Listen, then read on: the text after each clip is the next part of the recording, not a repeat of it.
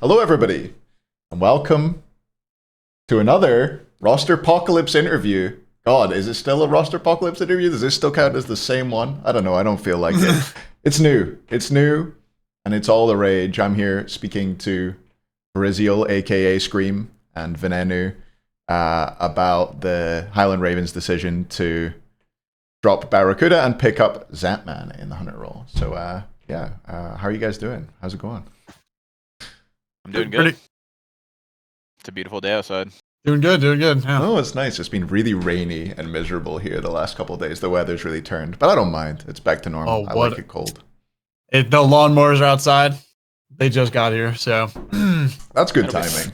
Yeah. Here we go. But yeah, I guess stressful couple days, week, however long it's been for you guys. Making the decision to make a roster change is never easy. How did that kind of come about? Did you guys decide sometime this week that you wanted / needed a change? Scream, do you want to start us off with this one? Yeah.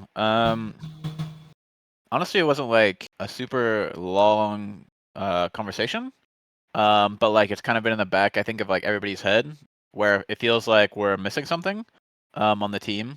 But we couldn't really pinpoint exactly where. Like, obviously, everybody has their own formed opinions, and most of them came down to something in our back line feels a little off. We were having issues like around objectives, which is a really big deal competitive play, and it feels like just something was off, and that's kind of where we we agree that was probably where it was happening.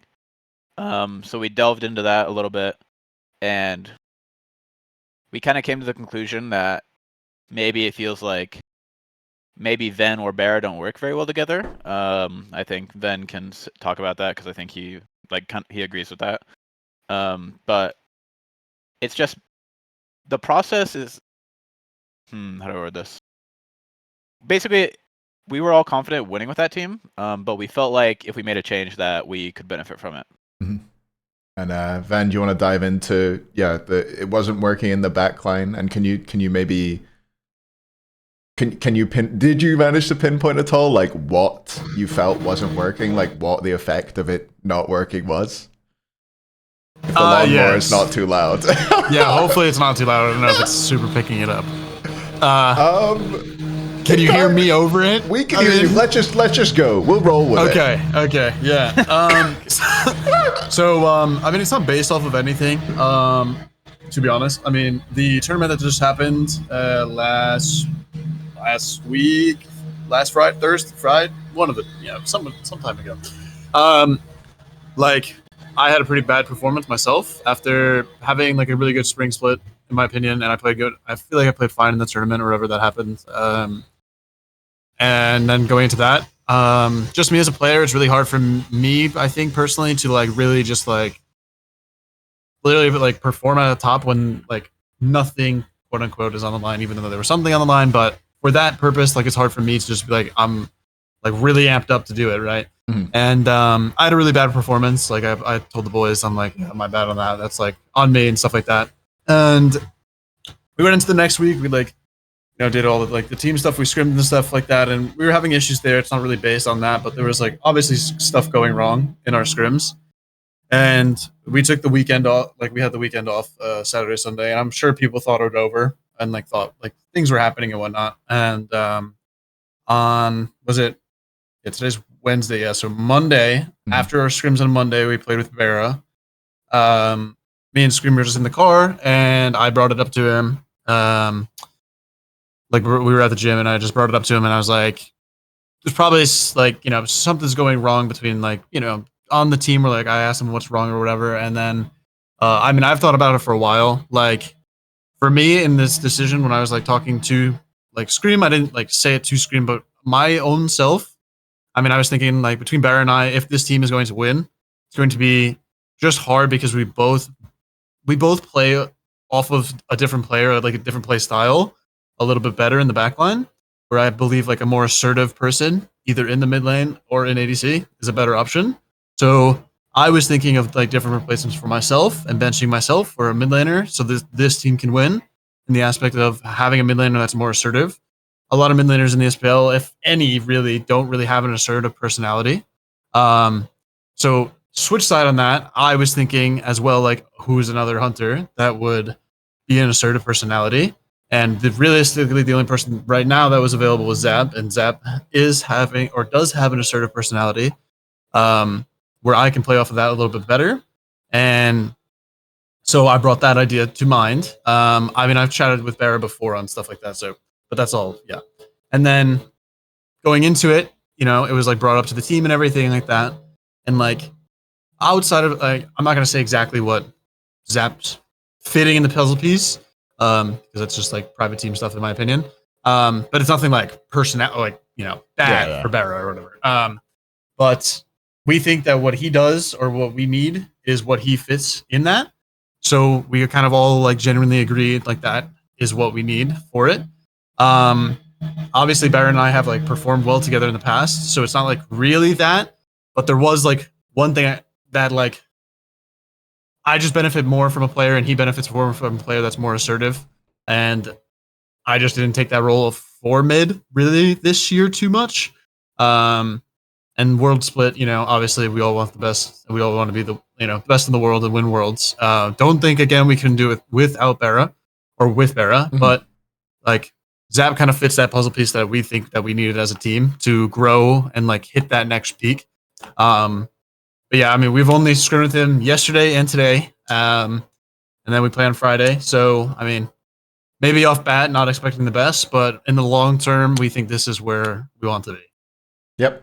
That makes sense. So you guys have been talking about things not working in the backline for a little bit then. Like how far back did that discussion go? When did you guys begin to notice that that was where you were seeing problems? Was it like the end of the first phase or more recently?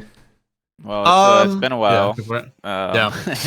It's been a while, and honestly, you know, we haven't really played that many games. I think we've played like 15 total sets or something like that throughout the year. So we have to factor in scrims like a pretty decent amount, I'd say, like since that's most of our games. But yeah, I just feel like it's been a little bit, and I think Haddox had this opinion before, like last year when he left for Levi's. He had a similar opinion. So I guess it's just been kind of been like an idea that's been floating around in a few of our heads. I mean, you know, I'd say I'm a pretty perceptive player on like what's going wrong or what's going well in a team, and I kind of caught on to it. I'd say towards the end of phase 1, if not like at the after the Masters tourney, and then in our scrims recently, like it's kind of been brought up again, and it's kind of just like made its way to the forefront basically. Yep, and then you guys discussed it at the weekend. You scrimmed Monday with Barra. Was it like a Monday evening team chat type thing where you figured out that you wanted to make the change, and when did the Zapman approach come into that? Yeah, so going into Monday, we played and our scrims like went good and they went well. Like overall, it's not like a play issue. It's more of like what was missing. Like that's the biggest thing that I think like everyone should just know. It's not like a play issue or like a skill thing. It's just not that. It's like something else that we think we needed as a team and what was missing, and then that's just kind of like it just fits that perfectly for us. So Monday after scrims, it was literally like, you know, like 4 p.m. We were just at the, or 5 p.m. or something. We were at the gym, and then I just like brought it up because I just thought like for winning worlds something just needed to change in my opinion. And then yeah, that happened, and then we brought it back home. It was like 8 p.m. or something. We chatted for like 3 hours all the way to 11:30, and then yeah, I mean we were just like everyone agreed. There was obviously two sides, double-edged sword, but we all agreed overall that it's going to be the better thing in the long run for it, for Worlds. Yeah, it's just going to be, that's what we think. So cool. And you guys were aware that like Zap was looking for a spot or wanted to still play in the SBL at this point, I assume? We actually were talking about it. We were like, it was more like we brought it up, and then it was like, we'll see. Like, we'll see if he still wants to play. But I mean, you know, he's a competitive guy, and after he got removed from Levi's in the first phase, he actually messaged us back then. Yeah. And we brought it up before, but we kind of just skipped over it, or like we had a very small discussion about it. Like we literally like typed about it. We didn't really get into a call or anything about it. So like we knew that he had some interest, or like I assumed anyways, after a few months. So yeah, I mean, it was like we didn't really know, but we kind of knew. You knew he was at least thinking about being available a bit ago. And I guess for a lot of people this will come out of the blue. And for you guys, in terms of when you made the change, did the roster lock come into consideration? I think it's the 11th of October that comes in, so you would only have, I think, 3 weeks of regular season play before being locked into your roster until Worlds. Did you decide to make that change now, kind of with that eyeing up, and do you think if that wasn't there, you might have waited, you might have given it another bit of time, or did it have to happen now either way, do you think? Well, I thought of an idea of like this week, just because it's early on, playing like one SPL set with Zap and then one with Barra. But then like it just didn't really make any sense because I mean, just off of like things alone, we've been teaming with Barra for so long. Where like other players are like, oh yeah, that's like a normal Barra performance. Even like if he pops off, and it's like, oh wow, that's crazy. But like if you just get just any new face into a team, and then you're like kind of looking for the change, kind of not really, but and then we play with Zap, but like everyone would be like, oh wow, this is like crazy. He's doing this differently than this, and it's like something you're used to, and you're just changing. And you're like, oh yeah, obviously I'm looking for this, so it's gonna be better. So then we were just like, yeah, that doesn't really make any sense, and like it didn't. The roster lock didn't really have an effect. I mean, it really sucks that it had to happen like 2 days before we played. Like where Barra didn't even get to play any sets this split. But yeah. I guess just to build on that a little bit, would you feel kind of like if you decided to try Zapman out and like do that, you've already made the decision either way, you know, and you're just like, do you feel like if you try someone out for an SBL set, well, I guess you could use it as a kick up the arse for the other person, I suppose, in some ways. Yeah. I don't think it. I kind of think it depends on how they view it. Like if we brought it to Barra and he's like, we were like, we want to try this, and he got like really upset about it, which I don't think he would, because he's a very professional person. Maybe that would be like the case where people feel like that. Because I've had that situation come up before on like older teams. And it just kind of depends on the person. But I feel like those two would have been perfectly fine with these like quote unquote tryouts, I guess, in SPL, obviously. It's like a neat idea, but I don't feel like it would have brought much value, basically. Fair enough. And in terms of like the roster change effect, I suppose, is that something that you're almost looking for as well? I feel like a lot of the times when you make a roster change, people are much more focused for at least a short period of times in scrims, and people put their best foot forward. Do you feel like that's something that the team maybe needed? I sure hope so. I think that maybe certain players needed it. Oh my. Maybe like a few of us, because maybe we were kind of getting too lax in scrims, or having we weren't, maybe like it was like 80% maybe, but like going back to like full try-harding on scrims, because you have a new player, obviously you want to try your best. It can be like a really good like reset mentally for people, and I think it could be a positive. Yeah. Interesting. Yeah, I agree. I actually think it's a big reason why teams look better after roster changes a lot of the time. Is just because it's more mental than it is like they're actually playing better or like anything like that. It's just a mental thing. You gotta reset. You gotta have a bad habit sometimes as well. Everybody wants to show that you're a good teammate and a good player, and you practice well, and you show up on time for scrims. Hopefully that's not an issue either way. But anyway, I guess we've mentioned it a little bit in passing here, but you guys both talked in your tweets about you felt there was something missing in the team. And it seems that, like in this chat here, you've alluded to that just being a more assertive backline caller. Is that like the main driving force here? Is that what you meant in those tweets, that you were looking for someone in the backline to be more assertive in the way that they played and called in team fights? Is that would I be right in saying that?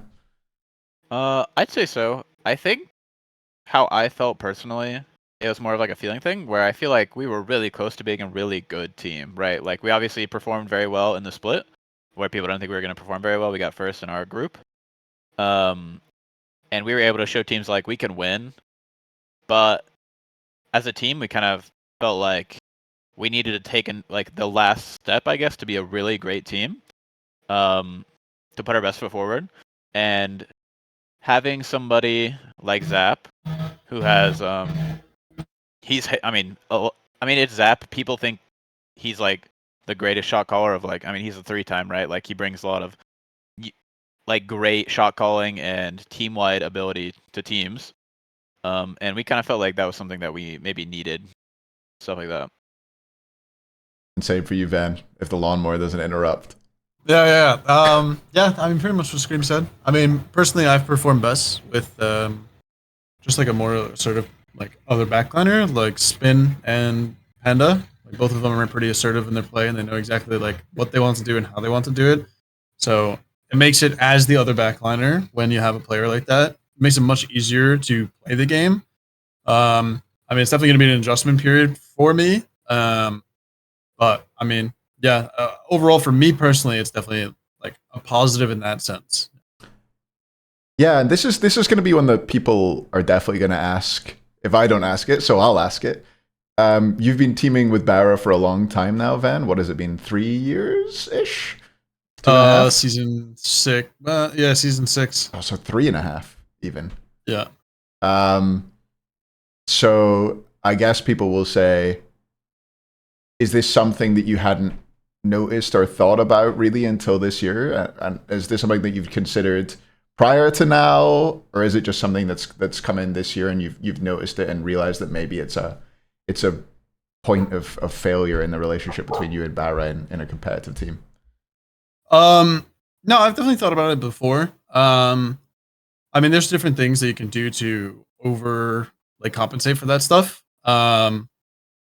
It's just like with different like players, you have different things. You know, like everybody plays differently. And some other stuff, like if someone's role is really like OP, you can kind of like overshadow that stuff with just being like really, really confident in your play.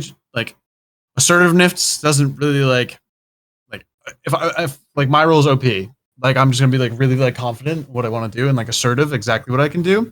Where like if the role gets toned back, like it kind of just becomes like a neutral thing. And so it's like not really like a thing of like, oh, I can always do this until like really late game. And there's just a thing that goes on there. I mean, I thought about it for a while.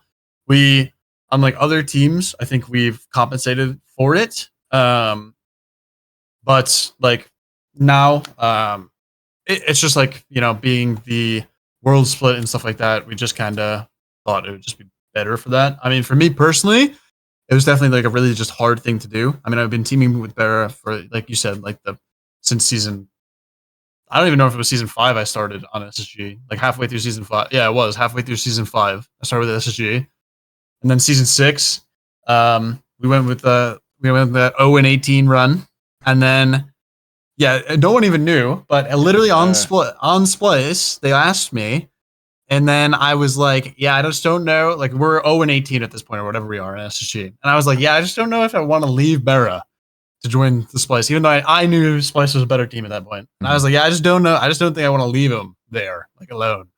And like, yeah, I mean, we're just really good friends. And then, yeah, I mean, Barra literally, I just talked to Barra on it and I was like, yeah, I just don't know if I want to like leave for it. I just don't think it's the best idea, like for you as well. Like I would rather just like stay and play. And then he was just like, yeah, man, just like get out of the situation, you know, like just leave. And then obviously, I mean, we made a great run on Splice that year, and like we played really well together.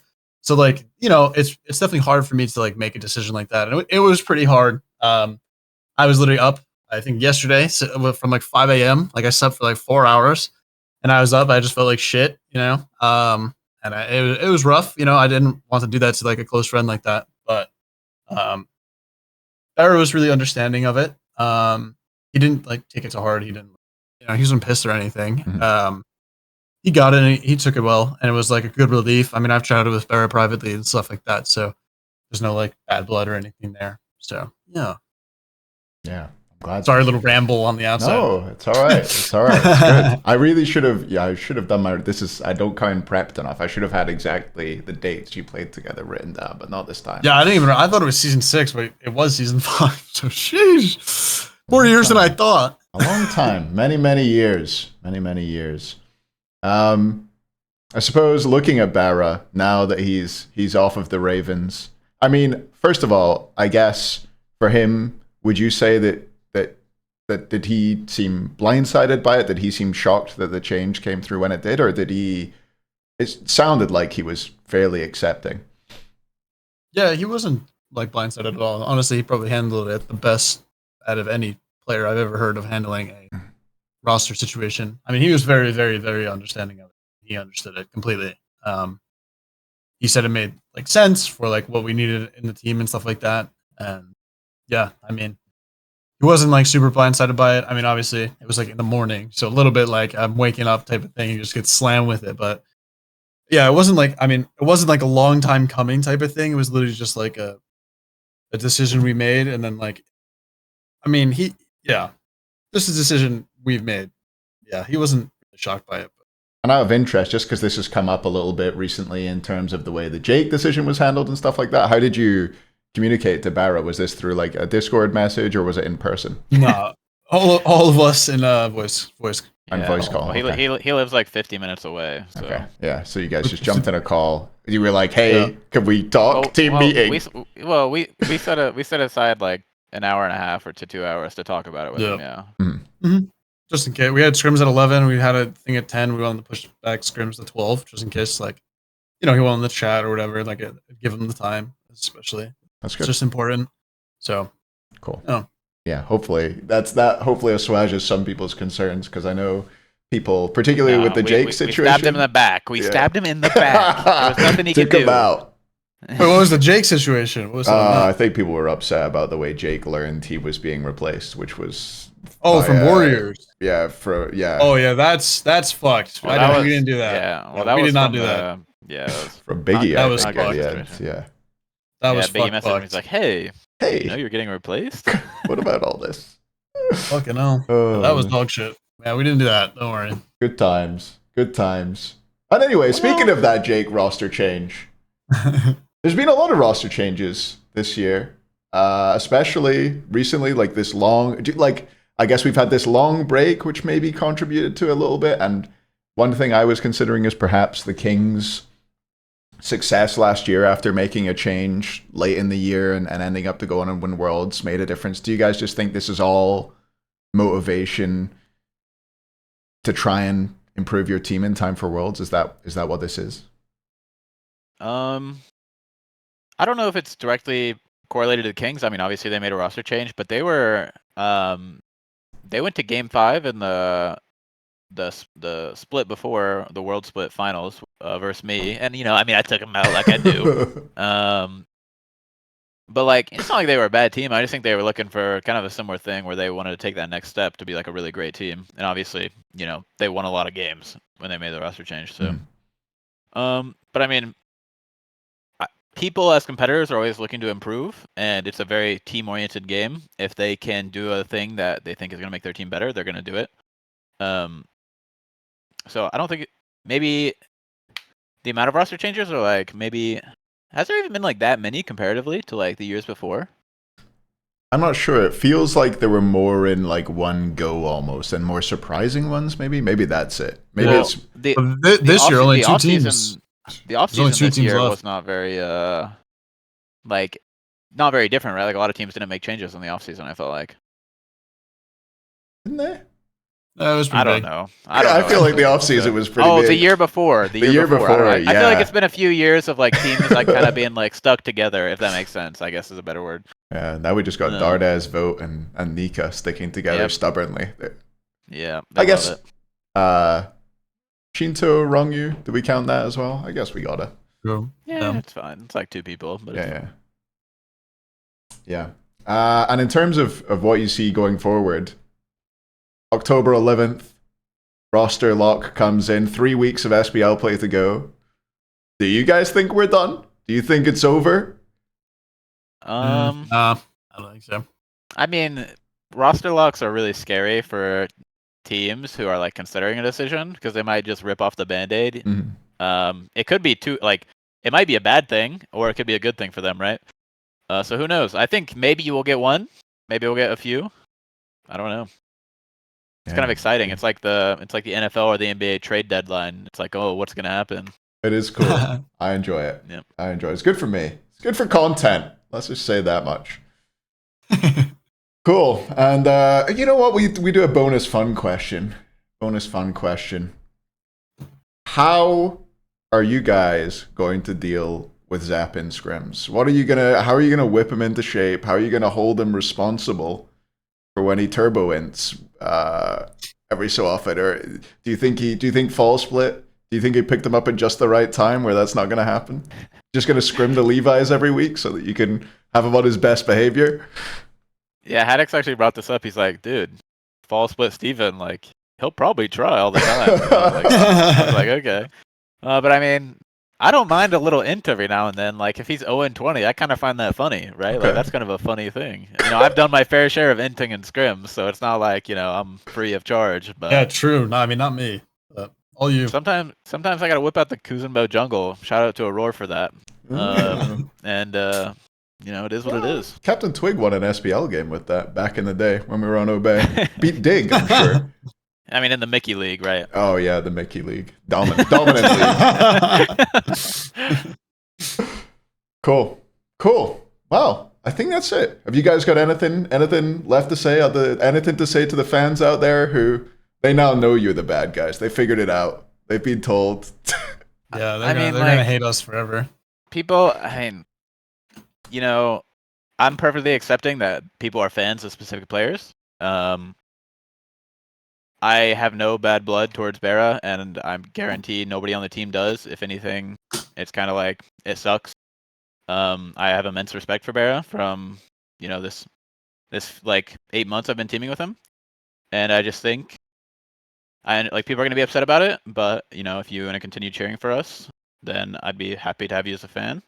And I think, we're just trying to do our best to win. Ben, anything to add? He's got it. Yeah, it was pretty good. That was pretty good. Cool. Well, thank you so much for joining me, guys. That was great. This will go up tomorrow, I think. So have a great end of your week, everybody. Oh, I don't work a Friday, so tomorrow's the end of my week. Get owned, everybody else. And you guys ready for barely SPL on work Friday? at all. Oh, SPL Friday. Ready. Oh, We're I'm first ready. set. Ravens first set. Us versus the Warriors. Grudge match, man. Genetics. Grudge match. Grudge match. Every match is a grudge match these days. I like that. Exactly. It's beautiful. Anyway, looking forward to it. Check out the Ravens Friday. Check out Verizial and Ven on Twitter. You should sync up your social media, Scream, so that you either have the same name. I don't know how to places. do it on I don't know how to do it on X. I don't know how to do it on X okay. right now. Yeah, check them out on X. So once I figure that out, I'll see if I can do something about that. But sweet. Well, yeah. Thanks for watching, everybody. Love you, and I'll see you all there. Bye.